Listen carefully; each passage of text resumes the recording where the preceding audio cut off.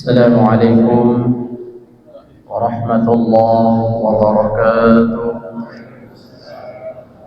إن الحمد لله نحمده ونستعينه ونستغفره ونعوذ بالله من شرور أنفسنا ومن سيئات أعمالنا. من يهده الله فلا مضل له ومن يضلل فلا هادي له. أشهد أن لا إله إلا الله وحده لا شريك له وأشهد أن محمدا عبده ورسوله. اللهم صل على سيدنا محمد وعلى آل سيدنا محمد ولا نبي بعده. وقال الله تعالى في القرآن الكريم: يا أيها الذين آمنوا اتقوا الله حق تقاته ولا تموتن إلا وأنتم مسلمون. وقال تعالى: إنا أنزلناه في ليلة القدر وما أدرك ما ليلة القدر ليلة القدر خير من 1000 شهر. وقال أيضا: شهر رمضان الذي أنزل فيه القرآن هدى للناس وبينات من الهدى والفرقان. صدق الله العظيم وصدق رسول النبي الكريم ونحن على ذلك من الشاكرين والشاهدين. Ma'asyiral muslimin, salat subuh yang dirahmati oleh Allah Subhanahu wa taala. Pertama-tama dan yang paling utama, marilah kita senantiasa memanjatkan puja dan puji syukur atas kehadirat Allah Subhanahu wa taala, yang dimana Allah Subhanahu wa ta'ala telah memberikan kita berbagai nikmat, terutama nikmat yang paling besar diberikan oleh Allah Subhanahu wa ta'ala, yakni nikmat iman. Kemudian yang kedua nikmat kesehatan. Kemudian yang ketiga nikmat kesempatan. Alhamdulillah, jemaah sekalian yang sudah mengerjakan perintah Allah Subhanahu wa taala, yakni salat subuh berjamaah, harus kita bersyukur kepada Allah Subhanahu wa taala. Syukur ini tentunya kita menghadapkan diri kita kepada Allah Subhanahu wa taala. Bukan saja dari segi finansial Allah memberikan rezeki itu, tetapi kesyukuran yang paling besar adalah Allah mempertemukan kita di bulan yang mulia, di bulan yang dimana dilipat gandakan oleh Allah Subhanahu wa taala, di bulan dimana diturunkan oleh Allah Subhanahu wa taala Al-Qur'anul Karim. Ini adalah bentuk kesyukuran yang besar yang kita dapatkan, yang insyaallah kita terima nanti hadiahnya di yaumil akhirat nanti. Mudah-mudahan kita mendapatkan surga atau jannatun na'im. Tentu ini adalah harus kita berusaha untuk mendapatkan yang namanya gelar yang tertinggi yang diberikan oleh Allah Subhanahu wa taala. Bukan gelar sarjana pendidikan Islam, bukan gelar sarjana pendidikan, bukan gelar sarjana ekonomi, melainkan gelar ini dikasih oleh Allah Subhanahu wa taala, gelar yang namanya la'allakum tattaqun. Ini adalah tujuan kita mendapatkan yang namanya gelar la'allakum tattaqun. Ini adalah bagaimana kita berusaha. Ini adalah bentuk usaha kita beribadah kepada Allah Subhanahu wa taala Mulai tadi malam kita qiyamul lail bersama seluruh jamaah sekalian yang ada di sini. Kita mengerjakan ibadah qiyamul lail semata-mata ingin mendapatkan pahala dan ridho dari Allah Subhanahu wa taala.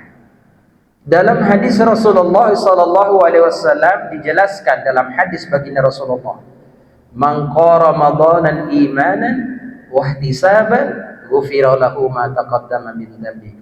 Barang siapa yang mengerjakan qiyamul lail atau mengerjakan salat malam yang dimaksud di sini adalah salat tarawih, kemudian dilanjutkan tahajud dengan keimanan dan keikhlasan, semata-mata kita mengerjakan amal ibadah ini karena Allah Subhanahu wa taala, insyaallah dosa-dosa kita akan dihapus oleh Allah Subhanahu wa taala. Jemaah sekalian, salat subuh yang dirahmati oleh Allah Subhanahu wa taala. Tidak terasa lagi jemaah sekalian, kita akan meninggalkan yang namanya bulan Ramadan ini. Tinggal 3 hari lagi. Ketika para sahabat baginda Rasulullah sallallahu alaihi wasallam detik-detik akhir Ramadan itu, sahabat dan baginda Rasulullah sallallahu alaihi wasallam menangis. Bahkan sahabat kita yang terkenal dengan macan yang namanya singa dikasih gelar oleh Rasulullah sallallahu alaihi wasallam, yakni Umar bin Khattab, menangis merintih-rintih. Datanglah Umar bin Khattab, datanglah Nabi besar Muhammad sallallahu alaihi wasallam. "Wahai Umar, kenapa sampai kamu nangis?" "Wahai Rasulullah, dengan 3 hari ini, dengan ditinggalkan oleh bulan yang paling mulia, bulan yang luar biasa dilipat gandakan oleh Allah Subhanahu wa taala, bagaimana saya tidak nangis ya Rasulullah sallallahu alaihi wasallam? Segala bentuk langkah kita menuju rumah Allah, segala bentuk kita lakukan di bulan Ramadan ini," kata Umar bin Khattab, "apa yang kita baca Al-Qur'anul Karim itu selalu dilipat gandakan oleh Allah Subhanahu wa taala." Itu kata Umar. "Gimana saya tidak nangis?" Kata Umar bin Khattab, "Sebentar lagi ditinggalkan bulan yang paling mulia oleh Allah Subhanahu wa taala, bulan yang paling dilipat gandakan oleh Allah Subhanahu wa taala dibanding dengan bulan-bulan yang lain." Jemaah sekalian, kita ini jemaah sekalian, momentum Ramadan ini jemaah sekalian, di 3 hari ini, sisa 3 hari puasa lagi ini, kita kencangkan ikat pinggang kita, ajak keluarga kita memperbanyak membaca Al-Qur'anul Karim, mengerjakan qiyamul lail. Insyaallah salah satu ini adalah kita untuk berikhtiar mendapatkan yang namanya malam Lailatul Qadar. Jadi kata baginda Rasulullah sallallahu alaihi wasallam, ketika kita mendapatkan ketenangan hati kita setiap kita menjalankan perintah Allah Subhanahu wa taala dalam bulan Ramadan ini, insyaallah tanda-tanda orang ini akan mendapatkan yang namanya malam Lailatul Qadar. Jemaah sekalian, ketika kita membacakan Al-Qur'an, berzikir kepada Allah dengan khusyuk, tenang rasanya, tidak terasa nanti Allah akan menurunkan kepada dia itu malam yang namanya Lailatul Qadar. Dan mudah-mudahan jemaah yang ada di sini di Masjid Nurul Huda ini diturunkan oleh Allah Subhanahu wa taala yang namanya Lailatul Qadar. Ini adalah tujuan kita mendapatkan Lailatul Qadar. Tentu jemaah sekalian, malam Lailatul Qadar itu ibaratnya kita itu harus mempersiapkan segala sesuatu. Apa yang harus kita persiapkan? Kita berburu misalkan binatang, kita harus mempersiapkan segala sesuatu, mempersiapkan senjata untuk menembak binatang itu, supaya binatang itu kita dapat Kemudian malam Lailatul Qadar itu bagaimana kita bisa mendapatkan? Tentu harus kita berikhtiar. Bagaimana bentuk ikhtiar kita kepada Allah Subhanahu wa taala? Dalam hadis ini yang pertama, kita harus berdiam diri di masjid. Kalaupun tidak bisa berdiam diri di masjid, kita bertafakkur di rumah, membaca Al-Qur'anul Karim, berdiam diri di masjid, kemudian perbanyak berzikir kepada Allah Subhanahu wa taala. Itu adalah yang namanya kita berikhtiar mendapatkan yang namanya Lailatul Qadar. Makanya Rasulullah sallallahu alaihi wasallam tinggal 3 hari ini jemaah sekalian. Kencangkan ikat pinggang kita jemaah sekalian. Dalam arti Rasulullah sallallahu alaihi wasallam setiap 10 malam terakhir itu Rasulullah sallallahu alaihi wasallam membangunkan anak dan istrinya, tiada lainnya untuk penghambaannya dia menyembahkan kepada Allah Subhanahu wa taala. Padahal Rasulullah sallallahu alaihi wasallam itu ya maksum, ya tidak ada dosanya lagi, tinggal masuk surga, tinggal disiapkan oleh Allah Subhanahu wa taala surga. Tetapi beliau itu merasa diri, ya, merasa diri masih belum sempurna. Ini baginda Rasulullah sallallahu alaihi wasallam. Apalagi kita jemaah sekalian penuh dengan dosa. Tutur kata kita tidak disengaja maupun disengaja itu kita mengatakan kepada saudara kita yang kasar mungkin, baik disengaja maupun tidak disengaja. Nah, itu artinya jemaah sekalian yang dirahmati Allah Subhanahu wa taala, kita masih belum yang namanya kekhusyuan kepada Allah Subhanahu itu betul-betul menghadapkan kepada Allah Subhanahu wa taala, meraih yang namanya la'allakum tattaqun. Allah Subhanahu wa taala menjelaskan jemaah sekalian, malam Lailatul Qadar ini penjelasan dari ulama itu diturunkan Al-Qur'anul Karim. Ada yang menyatakan di 17 Ramadan, ada yang menyatakan 27 Ramadan. Ini ada perbedaan pendapat jemaah sekalian, bahwa Al-Qur'anul Karim jelas Syahrul Ramadan alladzi unzila fihi al-Qur'an hudan linnas wa bayyinatin minal huda wal furqan. Bahwa Al-Quran itu Syahrul Ramadan, diturunkan oleh Allah Subhanahu wa ta'ala di bulan Ramadan.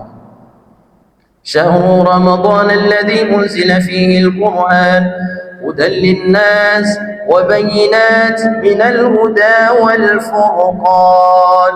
Jadi Al-Quran ini sebagai hudan, sebagai petunjuk orang-orang yang bertakwa kepada Allah Subhanahu wa taala. Sebagai pembeda jemaah sekalian, ini adalah suatu luar biasa kemuzizatannya. Di bulan Ramadan ini diturunkan oleh Allah Subhanahu wa taala yang namanya Al-Qur'anul Karim. Makanya oleh Allah Subhanahu wa taala setiap Rasulullah sallallahu alaihi wasallam di 10 malam terakhir itu beliau selalu qiyamul lail, kemudian beliau selalu membaca Al-Qur'anul Karim berkhatam terus.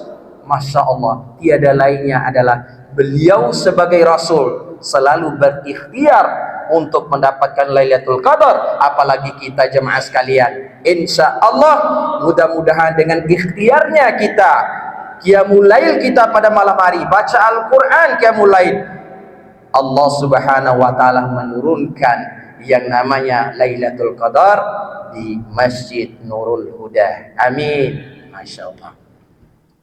Jemaah salat subuh yang dirahmati oleh Allah Subhanahu wa taala. Kalau kita berbicara Ramadan ini jemaah sekalian, tentu ada istilahnya Al-Quran. Tidak bisa dipisahkan yang namanya Al-Quran ini. Al-Quran adalah salah satu mukjizat yang terbesar yang diturunkan oleh Allah Subhanahu wa taala melalui malaikat Jibril, dan malaikat Jibril menyampaikan kepada baginda Rasulullah sallallahu alaihi wasallam. Kejadiannya kapan? Kejadiannya di 17 Ramadan. Allah menurunkan Al-Quran sebagai petunjuk, sebagai pembeda umatnya Nabi besar Muhammad sallallahu alaihi wasallam.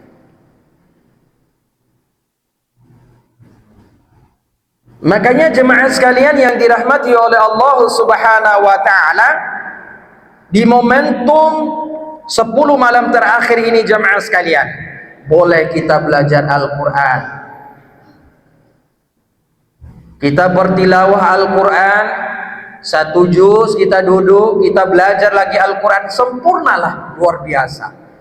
Apa yang dianjurkan oleh Rasulullah atau baginda Rasulullah sallallahu alaihi wasallam, ya, seperti yang dikatakan beliau dalam hadis riwayat Bukhari Muslim. Apa kata beliau? Al-mahiru bil Quran ma'as safatil kiramil bararah. Orang yang mahir dan menghafal Al-Quran akan dikumpulkan bersama para malaikat-malaikat yang taat. Ini sahih hadisnya jemaah sekalian. Kewajiban kita ketika diturunkan oleh Allah Subhanahu wa taala Al-Quran ini kepada baginda Rasulullah sallallahu alaihi wasallam, kewajiban kita memperbaiki, mempelajari, mengamalkan Al-Quranul Karim. Jangan sampai Al-Quran jamaah sekalian kita simpan di hiasan dinding sampai berdebu-debu, na'udzubillahi min dzalik. Bahkan malaikat itu ketika kita tidak pernah membaca Al-Quran, malaikat akan jauh kepada kita jamaah sekalian. Ketika rumah kita dibacakan sering baca Al-Quranul Karim, insya Allah Allah Subhanahu wa ta'ala memerintahkan langsung kepada seluruh malaikat dan menyaksikan di rumah itu apabila rumah itu sering dibacakan Al-Quran oleh kita jemaah sekalian. Makanya di rumah kita itu supaya rahmat diturunkan, ingin diturunkan oleh Allah Subhanahu wa ta'ala rahmat, baca Al-Quran. Baca Al-Quran, ajak anak-anak istri kita, ajak anak-anak kita belajar Al-Quran, mentadaburi Al-Quran. Insya Allah Allah memerintahkan menurunkan rahmat kepada malaikat itu untuk memberikan rahmat kepada rumah yang sering dibacakan Al-Quranul Karim. Jangan sampai jemaah sekalian, bapak-bapak, rumah kita itu ibarat kuburan, tidak pernah dibacakan Al-Quranul Karim. Al-Quran akan memberikan syafaat di mana tidak ada pertolongan lagi nanti jemaah sekalian di yaumil akhirat nanti selain Al-Quran dan baginda Rasulullah sallallahu alaihi wasallam. Sering membaca Al-Quran, Al-Quran akan memberikan syafaat, akan memberikan pertolongan, akan memberikan kesaksian di yaumil akhirat nanti. Hadis sahih. Kalau kita sering membaca Al-Quran, Al-Quran akan memberikan syafaat di yaumil akhirat nanti. Ada 2 jemaah sekalian yang perlu jemaah sekalian ketahui. Yang pertama, syafaat baginda Rasulullah sallallahu alaihi wasallam. Kedua, syafaat Al-Quranul Karim. Ini harus kita pegang jemaah sekalian. Nah, supaya kita betul-betul diberikan pertolongan oleh Al-Quranul Karim, baca Al-Quran, cintailah Al-Quran, maka Allah akan mencintai antum-antum semua. Kalau ingin menjadi keluarga Allah, maka dekatilah Al-Quran, insya Allah istiqomah baca Al-Quran, maka Allah akan cinta kepada itu. Kalau ingin menjadi keluarganya Allah, cintailah Al-Quran, bacalah Al-Quran, insya Allah dia akan menjadi keluarganya Allah Subhanahu wa ta'ala. Jemaah sekalian, kita menjadi keluarganya gubernur, presiden, luar biasanya kita bangganya minta ampun, itu di dunia. Tetapi kalau berbicara keluarganya Allah, kekasihnya Allah itu Nabi besar Muhammad sallallahu alaihi wasallam, keluarganya Allah itu adalah orang yang cinta kepada Al-Quran, itu adalah keluarganya Allah Subhanahu wa ta'ala. Masya Allah. Itu jemaah sekalian, jangan malas baca Al-Quran. Ibu di belakang jangan malas baca Al-Quran, amalkan Al-Quranul Karim. Begitupun bapak-bapak jemaah sekalian ya. Ya, satu huruf diganjarkan 10 kebaikan. Apalagi bulan ini jemaah sekalian diturunkan oleh Allah Subhanahu Wa Taala Al-Quran, dilipat gandakan oleh Allah Subhanahu Wa Taala.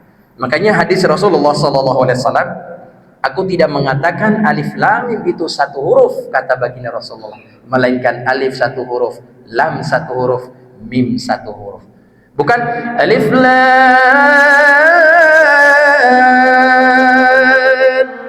mim. Ini bukan satu huruf dihitung itu, kata hadis itu. Melainkan alif satu huruf, lam satu huruf, mim satu huruf. Di luar bulan Ramadan 10 kebaikan dilipat gandakan oleh Allah Subhanahu Wa Taala bacaan. Apalagi di Ramadan jemaah sekalian. Oleh karena itu, di sisa 3 hari ini kita berpuasa, bermalam di masjid ya, mulai ya, perbanyak sholat malam. Insya Allah mudah-mudahan kita diberikan oleh Allah Subhanahu Wa Taala, diturunkan oleh Allah Subhanahu Wa Taala yang namanya Lailatul Qadar ini. Amin. Mudah-mudahan apa yang disampaikan saya pada subuh kali ini ada manfaatnya jemaah sekalian. Kurang dan lebihnya saya mohon maaf. Jazakumullah khairan katsir. Assalamualaikum warahmatullahi wabarakatuh.